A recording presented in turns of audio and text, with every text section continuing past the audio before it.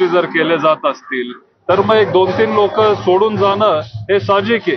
त्याच्यामुळे मी पण त्यांना जबाबदार धरत नाही। म्हणजे आमच्या उमेदवारांना शेवटी लहान माणसाला भीती वाटते, जो सामान्य घरातला असतो तो तिथं घाबरून जातो।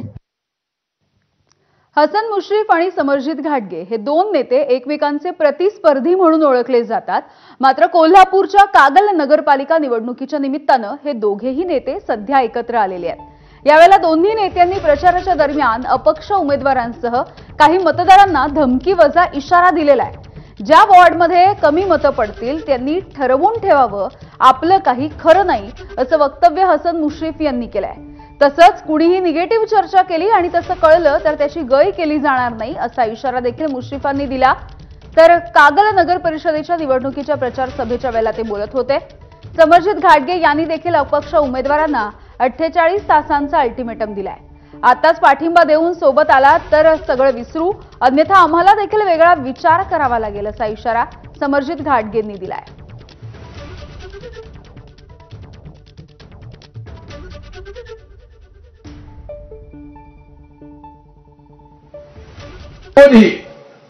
आपल्या गटात असेल किंवा राजेसाहेबांच्या गटात असेल, जर निगेटिव्ह बोलत असेल तर त्याचंही नाव आम्हाला तुम्ही सांगितलं पाहिजे। ज्या वार्डामध्ये मतं कमी पडतील त्यांनी ठरवून ठेवावं की आपलं काही खरं नाही।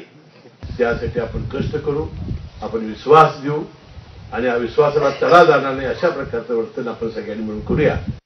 एकदा नेत्यांनी घेतलेला निर्णय हा मनाला पटवो अगर न पटवो हा मान्य करायचा आणि त्याच्यामध्ये यश मिळवण्यासाठी आपण प्रामाणिकपणाने प्रयत्न करायचे।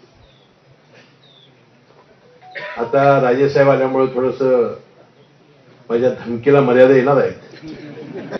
आता काय असते समाजामध्ये असं ज्यावेळेला होतंय ध्रुवीकरण,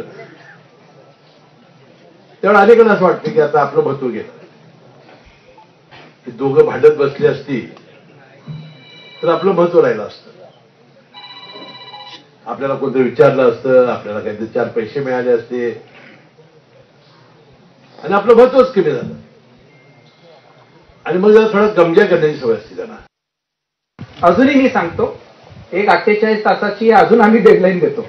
जे अजून अपक्ष आहेत त्यांना एक डेडलाईन अजूनही देतो। हा, तुम्ही आता वेळ गेली नाहीये, तुम्ही जर आता पाठिंबा देत असेल प्रामाणिक, आम्ही सगळं विसरतो, पण त्यानंतर पण जी लोक राहणार त्याच्याबद्दल आम्हाला दोघांना विचार करावा लागणार आहे। ही लोक माझ्या नाही म्हणतायत की मी गुलालराव राजेकडे, काही नाही, पार्टीमधून तुम्ही बाहेर आहे, तुमचा पार्टीचा संबंध संपला आणि तुमची ही ही ही ही कामं आहेत ही आता कशी होतात आम्ही पण बघू। चंद्रपूरमधल्या मूल नगर परिषदेच्या निवडणुकीच्या